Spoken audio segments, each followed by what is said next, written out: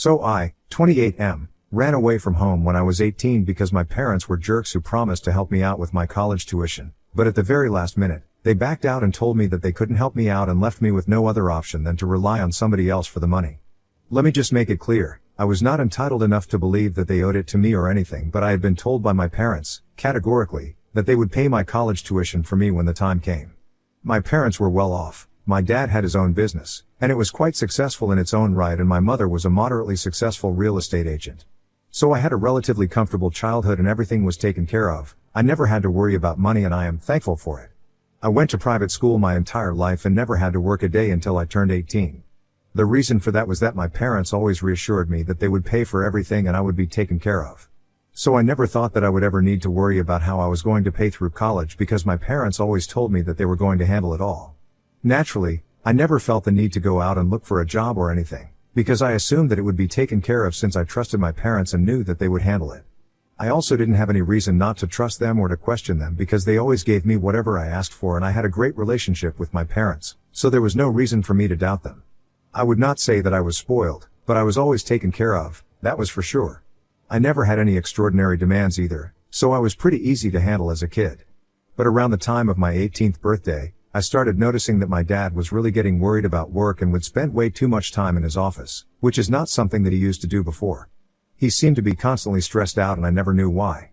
I asked my mother several times if he was alright because he didn't seem so, and my mother kept telling me that he was fine, even though his behavior said otherwise. This went on for a few months and I just assumed that it might be something work-related that he wasn't willing to talk about, but I didn't let it affect me because I had my finals coming up and I was too busy studying and cramming last minute to care about anything else. After my finals were over, it was time for me to celebrate my 18th birthday and I was having a relatively stress-free week until the day of my birthday. On the morning of my birthday, my parents came to my room and wished me well, but instead of leaving, they told me to get dressed and come downstairs for an emergency family meeting in the living room. They looked pretty grim, and that should have been my signal to understand that something was very wrong, but I still had no idea what was about to come. I got dressed quickly and headed downstairs. Once we were all seated, my father started telling me that he had kept a secret from me for quite a few months now, but he thought that it was the right time to tell me the truth now. My mother could barely look in the eye and my dad also seemed pretty fidgety. He told me that the business has been struggling for the past couple of months, which is why he had been working extra hard to make ends meet and to be able to pay all of his employees, but it's been a struggle.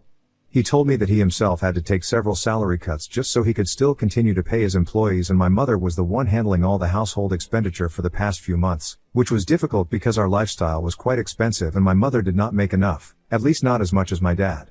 But things were back on track now and his business was finally doing well again, so they were going to recover the losses soon enough. I thought that was what the meeting was about, so they would just include me and tell me about it. But there was more to it, and that's what they wanted to talk to me about.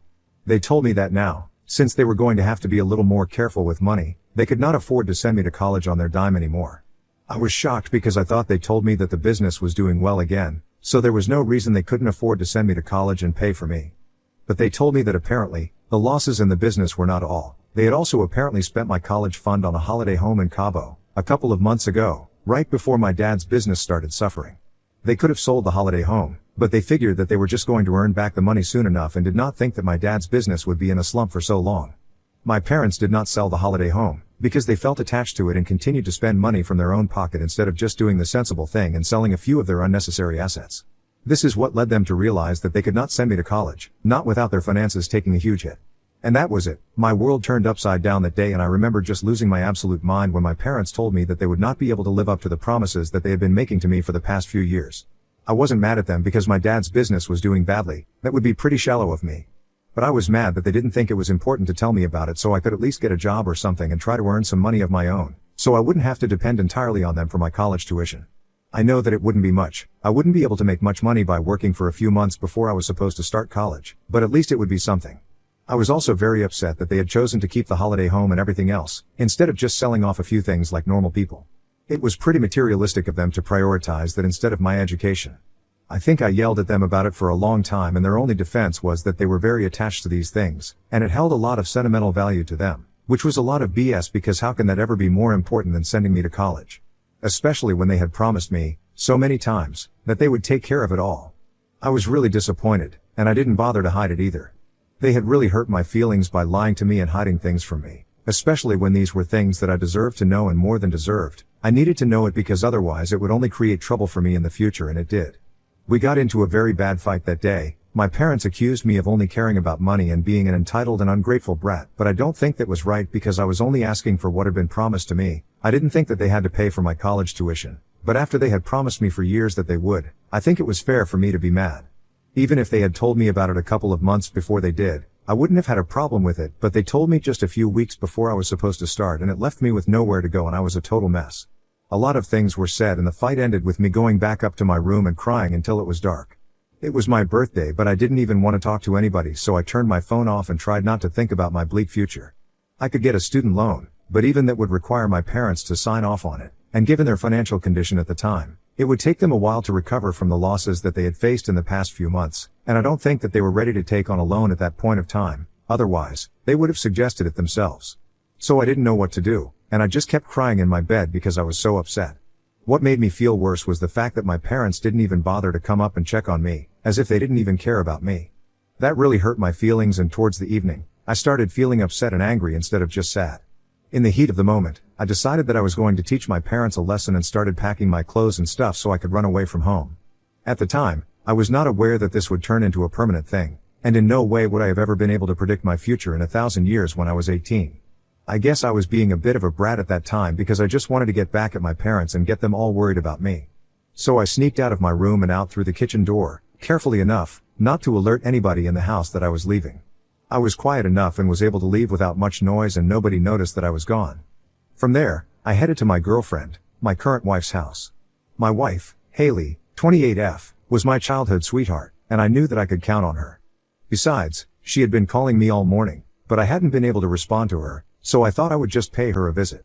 I also knew that I was welcome at her home whenever I wanted to go because her parents loved me and it would not be an issue.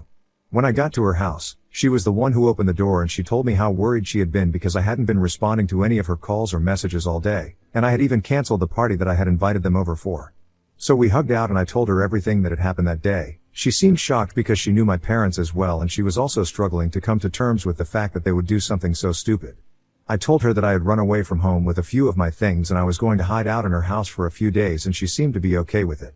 But when I told her parents about my reckless plan, they were obviously against it and tried to tell me, as politely as they could, that it was a very bad idea, and it could backfire on all of them if they helped me out. At the time, I didn't realize that what they were saying was true, because I was just an idiot and tried to argue with them, but they told me, very firmly, that they were going to call my parents and talk to them, but I could stay here until they had sorted things out. I didn't mind it though, since I knew that her parents and my parents were good family friends, so they would probably at least get my parents to apologize to me, which is pretty much just what I wanted at that point because that's the least that they could do for me. Instead, when my in-laws, Haley's parents, came back into the room after about an hour of being on the phone, they told me that I had to live with them for a few days because my parents were not ready to take me back yet. I guess, in a way, I have to thank my in-laws for making that phone call, because otherwise, my life probably would have taken a very different turn. On the phone call, Haley's parents had apparently told my parents that I had run away from home after they had told me that they would not be able to pay for me to go to college, and they had expected them to have a good laugh about it because it was kind of childish of me since I was just trying to teach them a lesson. But my dad was furious on the phone, and he screamed at Haley's dad and told him that if I really wanted to run away from home, then I could live with him for as long as I wanted to. And that he was not ready to take any more responsibility for me or what I did, since it was very clear that I was nothing but an ungrateful brat and I didn't care about the well-being of my parents. I only cared about money and myself. So they were done with me now, and I could either apologize to them and beg for forgiveness, or I could stay away from my parents. My in-laws had the good sense not to tell me about what they had been told on that phone call when they came back into the room, and just told me that I had to stay with them for a few days, and I was okay with it because it just meant that I got to spend more time with my girlfriend. I also assumed that my parents would come around eventually and everything would be fine again, but that never happened. On the third day of my stay at Haley's house, her parents sat me down and finally told me that my parents had said that they were not going to speak to me until I had apologized to them for my behavior. I thought it was crazy and I was quite indignant, so I told him that I was not going to apologize to anybody for what I did because I think I was perfectly reasonable in behaving the way I did. Haley's parents tried to reason with me and told me that while they supported me and honestly believed that this was my parents being inconsiderate and quite unreasonable, I had to go back home eventually, and for that, I needed to apologize to my parents. But I told them that I was putting my foot down and I was not going to apologize to them. I wouldn't even go home if it really came down to it, and I didn't want to be an inconvenience to them, so I would just look for a place to stay elsewhere. However, as I had mentioned earlier, Haley's parents loved me and told me that I was not going to go and live anywhere else until this fight was sorted out and I would just have to stay with them. When I insisted that I leave since I didn't want to be a burden on them, they rubbished all of it and told me that they didn't mind, and that I was not a burden to them. So that was quite nice of them, and I ended up spending the next few weeks in their house until it was time for me to go to college. Yeah, I was actually able to go to college, and that's also thanks to my in-laws, because about a week after I left home, my father-in-law sat me down and told me that he had arranged for the money for my tuition, and I could finally make my peace with my parents now.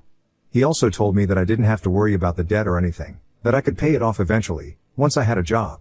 And it wouldn't have any interest rates either, since this was not a student loan, so it would be easier for me. So then he told me to call my dad and talk to him, so we could sort things out and I could move back in with him. But I didn't think it was a good idea because my problem was not with the availability of funds, it was with the fact that my dad didn't even think that it was his fault, and he had nothing to be sorry about. It was the fact that he and my mother had been lying to me and giving me false hope for months, knowing that, eventually, they would just have to let me down, and that just broke my heart. Even if they were to go broke, I would still love them as my parents, but I cannot forgive the fact that they had been lying through their teeth. That was not acceptable to me. So I told Haley's dad that while I appreciated his attempt to get me to reconcile with my parents, I was not going to do so, and I also couldn't accept the money because I didn't want to be in debt to him. So I tried to tell him that I didn't need the money, but he told me that I had to go to college, whether or not I reconciled with my parents, and he had already borrowed money from a friend so it had to be put to use. And once again, Haley's dad came to the rescue and I was able to go to college. I told him that I wasn't comfortable taking money from him because I didn't want to be in debt, but he dismissed it by saying that I could just work after college and pay him back, but he had already taken out a loan, so now I had to go to college. I ended up going, and it turned out to be one of the best decisions of my life and I couldn't thank Haley's dad enough for it. He let me live with them, and he also funded me, I couldn't ask for anything else. Not just that, he tried to talk to my parents several times, so that they would understand how I was feeling, but with no success. My parents just refused to reconcile with me or apologize to me. And before I knew it, years had passed, and I hadn't spoken to my parents after that one fight. That was the last time that I met them in person, and they were not even present at my graduation because they cut me off completely once I had run away from home. It was quite disappointing since I had always assumed that they would come around eventually, but the more I waited, the less likely it seemed. Haley's parents tried their best to be there for me and I was quite grateful for it. Sometimes it did help me to forget that my own parents did not care about me. And I really don't think that I could have gotten through that period of my life without their support. They would always let me know that they were there for me, and occasionally, even told me that my parents would be proud of me, but I didn't know that because my parents were no longer in my life. It was pretty difficult to deal with emotionally because I always had a great relationship with my parents growing up, but the fact that one fight was all it took to completely ruin our relationship was just a bit disheartening. And my parents actually chose their material possessions and ego over their own son. That's just sad. So I never called him and they never bothered to reach out to me. That was just how we stopped speaking to each other. And a lot of time has passed since then, 1 decade to be precise, so there has been a lot of change in my life.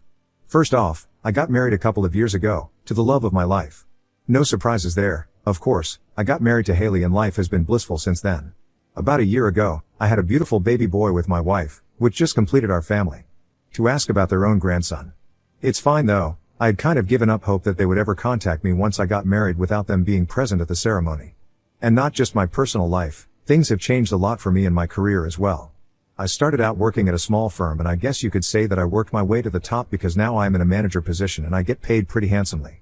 I have been able to pay off my debt to my father-in-law, even though he never brought it up, and never asked me for the money because that's just the kind of person that he is. I wanted to let him know how grateful I am to him for everything that he has done for me, so I paid the money back to him, a little more than the original amount. It's just money, it can never actually show anybody how grateful I am for all their support throughout my life. So, in the past 10 years, things have changed for me, and I would say that life has only gotten better and my 18-year-old self would be really proud of me if he knew where I had gotten to. And I genuinely never expected that I would hear from my parents ever again because, well, let's be honest, they had numerous opportunities to reach out to me. They could have tried to do so at my graduation, when I got engaged or married, or even when I had my first child. But they didn't, and that was a choice that they were making. There was no way that they didn't know about any of these events because I posted them on social media and I had a lot of relatives added there, so somebody must have told them, but they didn't care so they didn't contact me. I missed them, in spite of everything, but I had stopped holding out hopes that they would contact me at any point because it was very clear to me that to them, nothing was more important than themselves and they refused to acknowledge the fact that they were wrong for what they did all those years ago. And if they couldn't accept that they were wrong, I couldn't let them back into my life because then it would just get toxic and messy. So in order for us to have a relationship again, they had to acknowledge their mistakes. And they did that. I didn't think we would have anything to talk about.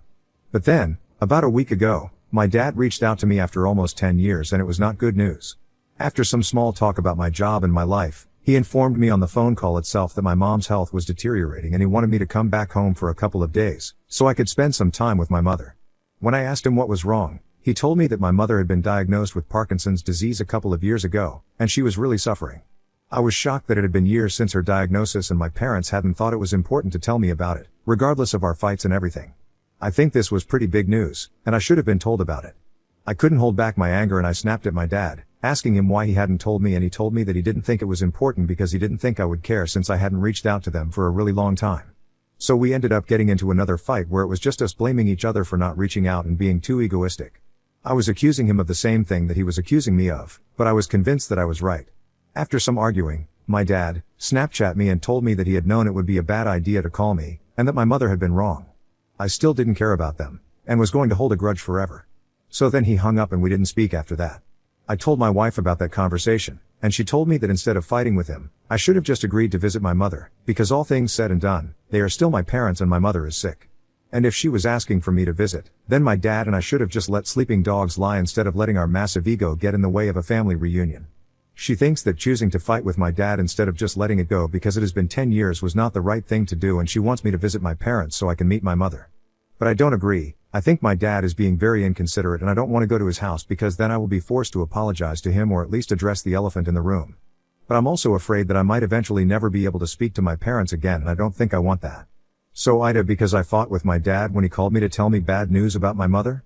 Update 1. Hello. So I spoke to my wife again, and Haley really made me realize the fact that I was acting exactly like my father by refusing to reconcile with my parents. So now, I have decided that I'm going to visit my parents and try to fix things with them. I'm not going to apologize, because I don't think I owe that to them, and I'm sure that they are not going to apologize to me either. But anyway, in a couple of hours, I will head out and Haley will stay at home with our son.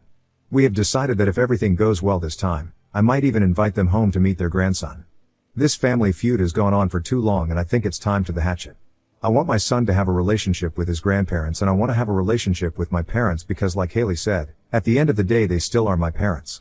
I still don't know how they are going to respond to my visit, but I'm hoping that things work out well. Keeping my fingers crossed, pray for me. Update 2. So I came back from my visit to my parents a couple of hours ago and I'm happy to say that it went pretty well. My dad was the one who opened the door to me, and as soon as he saw me there, he just broke down into tears and pulled me into a big bear hug. And I started crying as well because it had been so long. It was just way too emotional for me, and then I met my mother. She looked like a shell of her past self, and that was really depressing. We talked about a lot of things. I told them all about my life and it was nice. We also reconciled and decided that we were all being really stupid.